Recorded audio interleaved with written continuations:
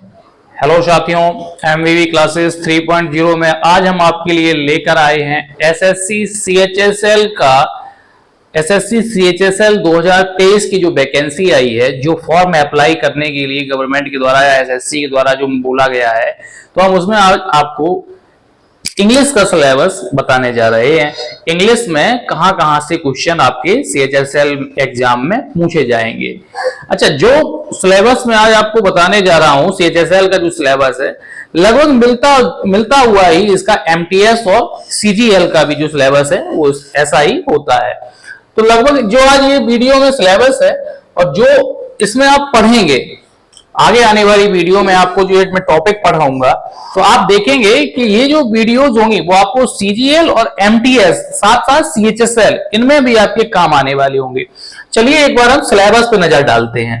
तो आप देखेंगे, सबसे पहले मैं आपको दिखाने जा रहा हूं कि स्पॉट द एरर। पहला टॉपिक जो सीएचएसएल ने दिया है वो स्पॉट द एरर एसएससी के द्वारा। तो आप इससे अंदाज लगाइए, स्पॉट द एरर यानी कमियां निकालने वाला, किसी एक सेंटेंस में जो आपको एरर पूछा जाएगा, ये आपके एग्जाम में 1 से 2 क्वेश्चन इससे पूछे जाएंगे।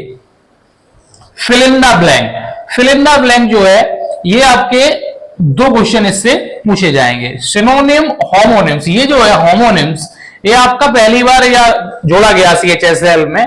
इसमें ये एंटोनिम्स और सिनोनिम्स तो पहले भी पूछे जाते थे। सिनोनिम्स का मतलब होता है पर्यायवाची और एंटोनिम्स का मतलब होता है विलोम शब्द।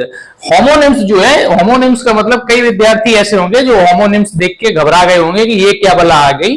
तो मैं आपको बताता चलूं कि होमोनिम्स जो है ये एक जैसे प्रोनाउंस होने वाले वर्ड है, प्रोनाउंसिएशन जो इनका होता है वो एक सेम होता है, लेकिन इनके जो मीन है, अर्थ जो होता है इनका, वो अलग होता है। साथियों, समझ में आ रहा है आपको कि होमोनिम्स क्या है? तो इससे भी लगभग 2 क्वेश्चन आपसे एसएससी के द्वारा सीएचएसएल एग्जाम में पूछे जाएंगे। एंटोनिम्स में 2 क्वेश्चन या 1 या 2 क्वेश्चन इससे एंटोनिम से आएगा। Spelling, detecting misspelled word, 2 question आपके इस टॉपिक से भी पूछेंगे। इडियम्स फ्रेज जो है आपके 1 से 2 क्वेश्चन इससे आ जाएंगे। और इडियम फ्रेजेस जो है आपका ये 2 बार लिख गया है, माफ कीजिएगा, तो आप इसको एक बार यहां से करेक्ट कर लेना। वन वर्ड सब्स्टिट्यूशन जो है ये आपका 1 से 2 क्वेश्चन इससे जरूर पूछे जाएंगे। इंप्रूवमेंट ऑफ सेंटेंस, ध्यान रखें, इंप्रूवमेंट ऑफ सेंटेंस से 2 क्वेश्चन आपके कंपलसरी पूछने हैं एसएससी को। एक्टिव पैसिव वॉइस जो है आपके वर्ब्स वाले, इनसे 2 क्वेश्चन आपके आने हैं। डायरेक्ट इनडायरेक्ट से भी आप 2 क्वेश्चन देख लेना, डायरेक्ट इनडायरेक्ट से भी 2 क्वेश्चन जरूर पूछे जाएंगे। सप्लिंग of sentences in a passage, यहां से आप देखेंगे कम से कम 1 या 2 क्वेश्चन आप यहां से जरूर देखेंगे जब भी आपका एग्जाम होगा। यहां क्लॉज टेस्ट और कॉम्प्रीहेंशन में से आप कम से कम 5 क्वेश्चन के समथिंग आपसे इस पेपर में क्वेश्चन आने ही आने हैं। कॉम्प्रीहेंशन आप समझते ही हैं, वो अनसीन पैसेज जो दिया जाता है, आपने पढ़ा होगा 12th में। अनसीन पैसेज जो आता है, अनसीन पैसेज में क्वेश्चन दिए जाते हैं आपको, 5 क्वेश्चन या 4 क्वेश्चन आते हैं, तो उसमें से आपको छांटने होते हैं। तो लगभग 4 से 5 क्वेश्चन आप यहां भी देखेंगे। कॉम्प्रीहेंशन और क्लॉज पैसेज में से 4 से 5 क्वेश्चन आपके आ जाएंगे। तो यहां मैं बताना चलूं कि आपके जो 4 सब्जेक्ट हैं, English, math, GK and GS, GK GS, और आपका हो गया एक रीजनिंग। तो आप जो है देखेंगे तो 25-25 क्वेश्चन चारों ही सब्जेक्ट से एसएससी सीएचएसएल के एग्जाम में पूछे जाएंगे।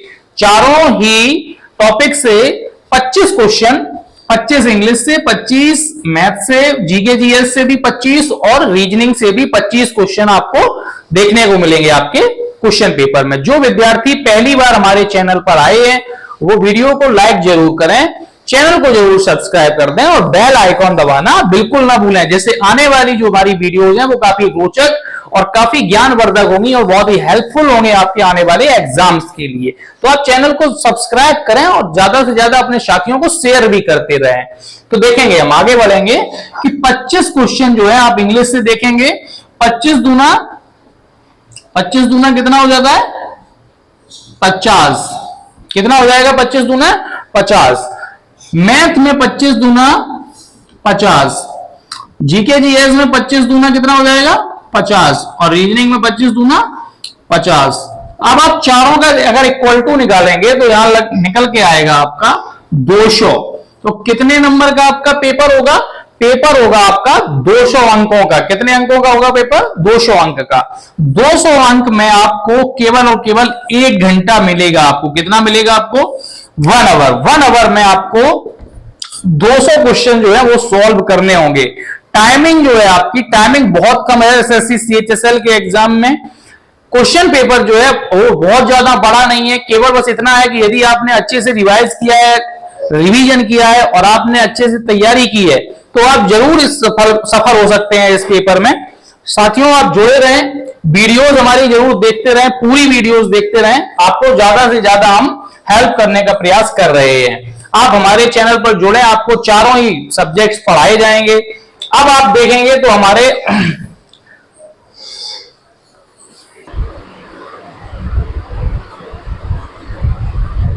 आइए अब हम लेकर चलते हैं आपको अपने पहले टॉपिक। देखिए, इंग्लिश में आप तभी सारी चीजों को सीख सकते हैं जब आप सीरीज से सीखें, और हम आपको बिल्कुल सीरीज से, इंग्लिश जहां से स्टार्ट होती है वहां से आपको लेकर चलेंगे। बिल्कुल ऐसा हम आपके साथ नहीं करने वाले हैं कि हम आपको नरेशन पढ़ाने लगे या आपको वॉइस पढ़ाने लगे, क्योंकि आप वहां से अगर पढ़ना स्टार्ट करेंगे या जो अदर टीचर जो आपके साथ करते हैं, या हो सकता है कोई टीचर आपको बिल्कुल सीरीज से पढ़ाए, मैं किसी भी टीचर को लेकर कमेंट नहीं करूंगा। बाकी मैं ये कहना चाहता हूं कि आप जब इंग्लिश पढ़ रहे हैं, जो बच्चे बिल्कुल कमजोर हैं, जो बिल्कुल इनको ये लग रहा है कि मुझे इंग्लिश में कुछ नहीं आता और मेरे नंबर कैसे आएंगे, उनके लिए मैं वीडियो लेके आया हूं अपनी, कि मैं आपको सिखा के मानूंगा, बिल्कुल लोअर लेवल से आपको लेके चलूंगा, जहां से इंग्लिश की स्टार्टिंग है। तो स्टार्टिंग होती है ग्रामर की पार्ट ऑफ स्पीच से। कहां से होती है? पार्ट ऑफ स्पीच से। तो पार्ट ऑफ स्पीच जो है वो इंग्लिश का मुख्य तत्व है, जिससे आप इंग्लिश सीखना स्टार्ट करेंगे। तो आप देखेंगे तो पहला टॉपिक जो है हमारा है part of speech. Part of speech के जो पार्ट हैं कितने हैं वो? 1 2 3 4 5 6 7 और 8, 8 भागों में बटा हुआ है ये हमारा टॉपिक। इसमें से पहला टॉपिक आपका है नाउन।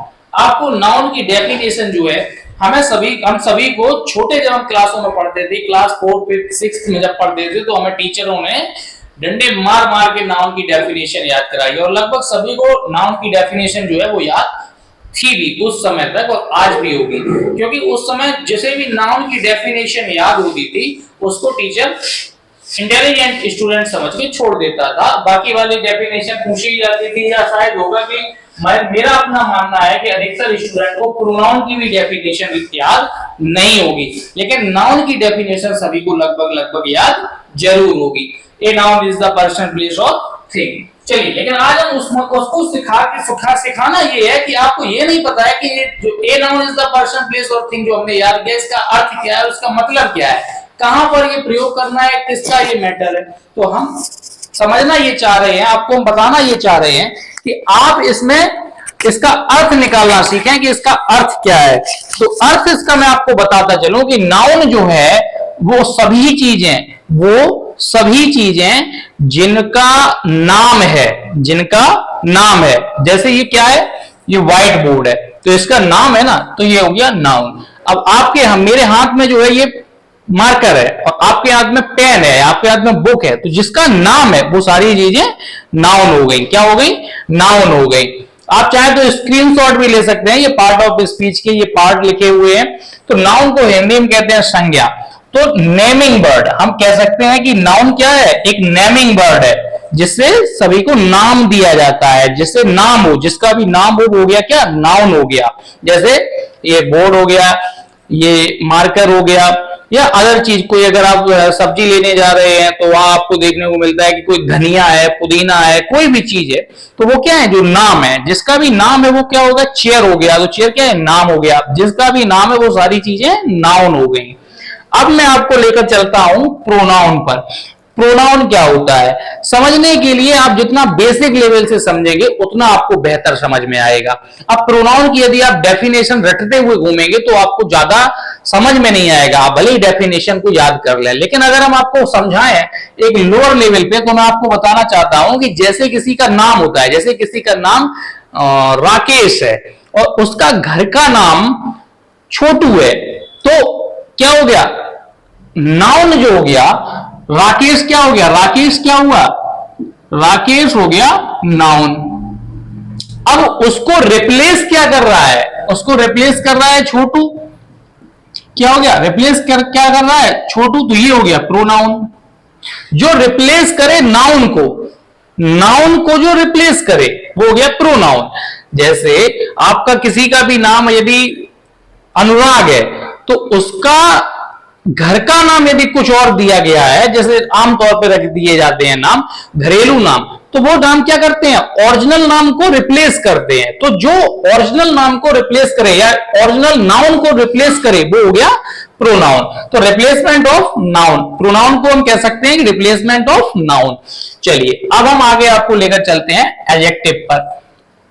तो एडजेक्टिव जो है विशेषण, यानी एडजेक्टिव क्या करता है, विशेषता बताने का कार्य करता है नाउन और प्रोनाउन की, नाउन या प्रोनाउन की विशेषता बताने का काम करता है एडजेक्टिव। हमेशा याद रखिए एक सेंटेंस में जब भी कोई सेंटेंस दिया गया होगा तो उसमें सब्जेक्ट के रूप में जो नाउन या प्रोनाउन को यूज किया है उसकी विशेषता जो बता रहा है वर्ड, वो क्या होगा, एडजेक्टिव होगा।